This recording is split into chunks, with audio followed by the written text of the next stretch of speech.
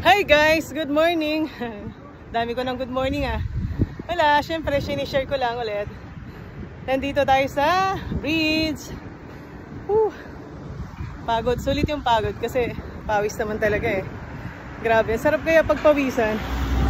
O, diba? Ang saya. Ang saya mag-bike. Magastos lang. Magastos lang kasi kung ano-anong bibilhin mo. Bibili ka ng kung ano-ano.